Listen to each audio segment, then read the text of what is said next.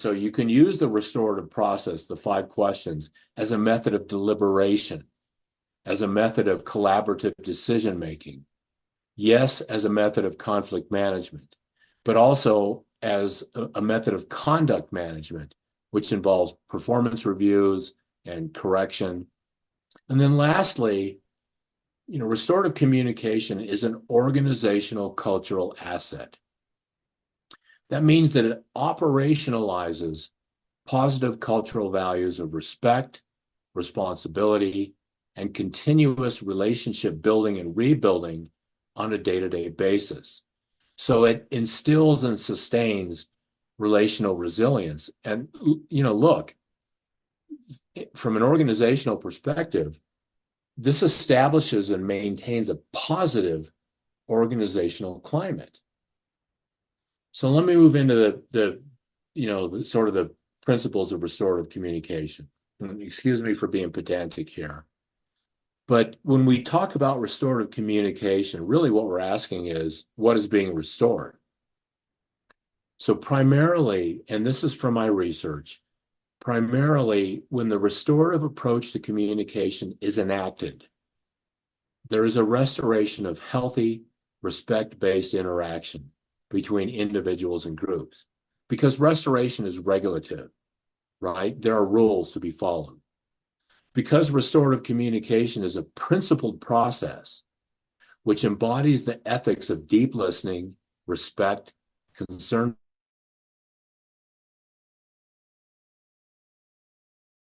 for others, responsibility, there is a restoration of civil discourse between members throughout the family, the school, the classroom, workplace, organization.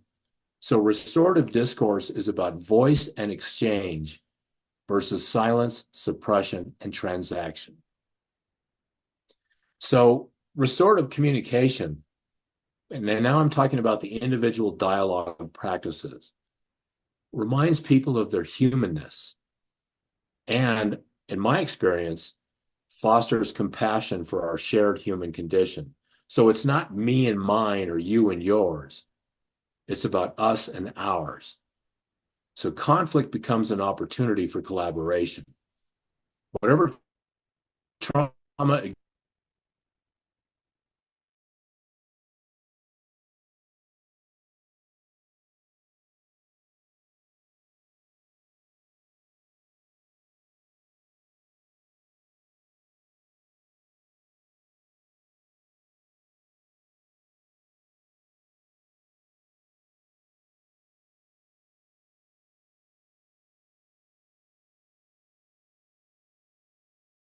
comes of the restorative process. I see the recording stop. Okay. So one of the outcomes of the restorative process is the constant reinforcement of the need for relational trust. And that's a keystone of organizational resilience. And third, when the restorative process becomes the way in which members communicate with each other on a daily basis to move through disagreements, arguments, and conflicts, then cultural values of respect, consideration, diversity of perspective, mutual understanding, and support become actualized on an experiential basis.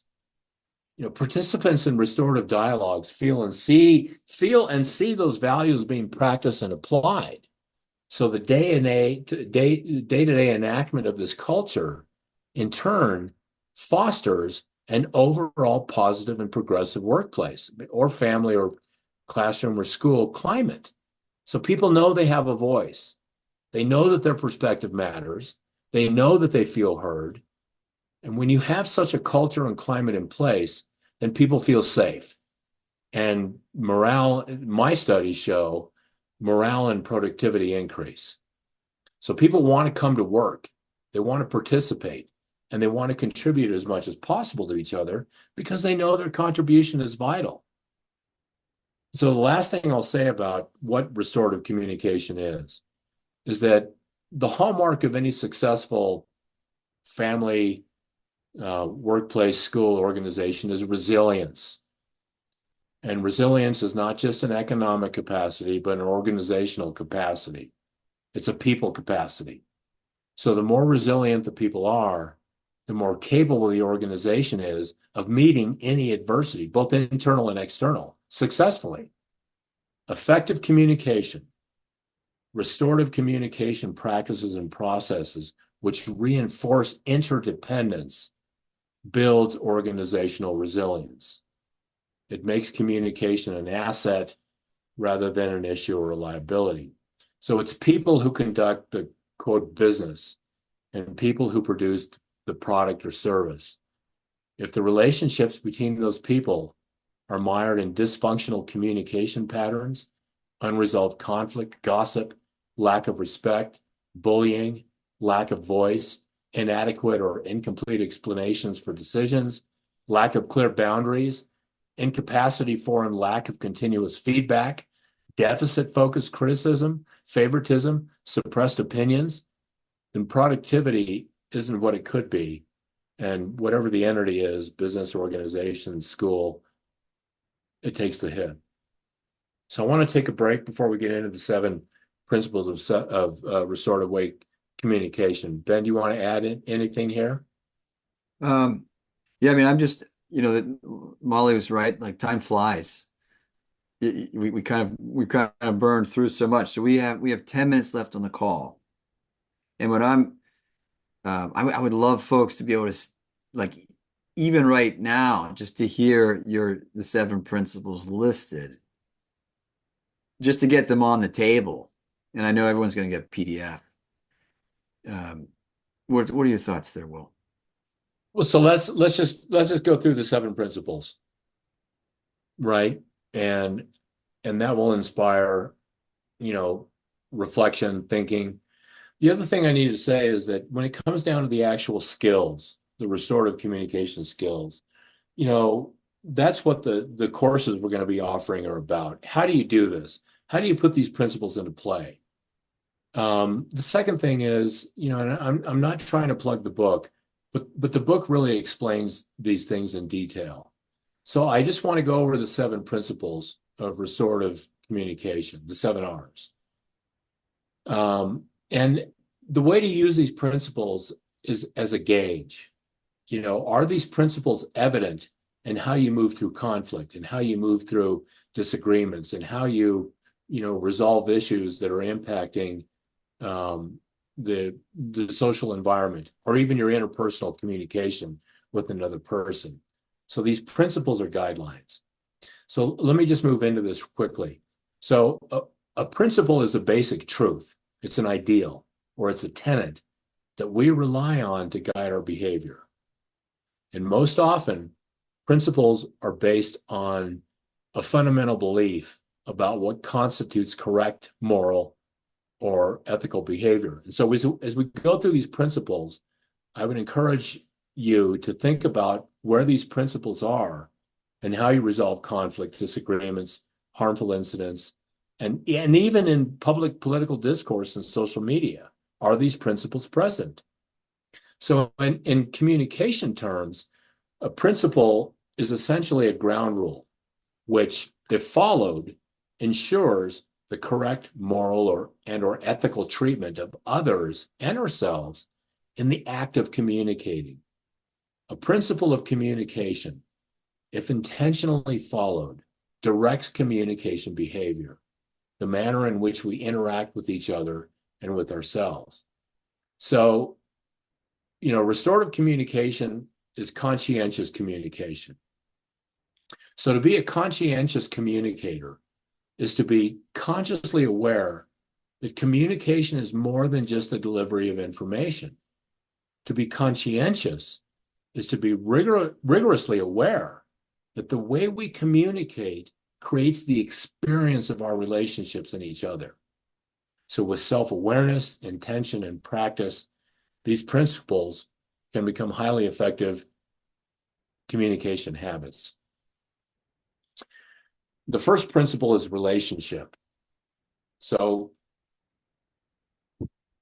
conscientious communication begins with the principle of relationship. In fact, all the principles of conscientious restorative communication are built on this first fundamental principle. The principle of relationship emphasizes the primary role that communication plays in creating and maintaining the experience of the relationships for communicators. So positive communication builds positive relationships, negative communication degrades relationships, and this principle places the health of the relationship, achieved and sustained by constructive communication, as the primary objective. It's all about relationship. The second principle is a recognition of inherent dignity. So I call it the ID of every human being. Recognition of inherent dignity is a basic regard for the sanctity of an individual life. So we may not agree with, like, or respect what another person says or does, but they are valuable simply because they are human. The same is true of ourselves.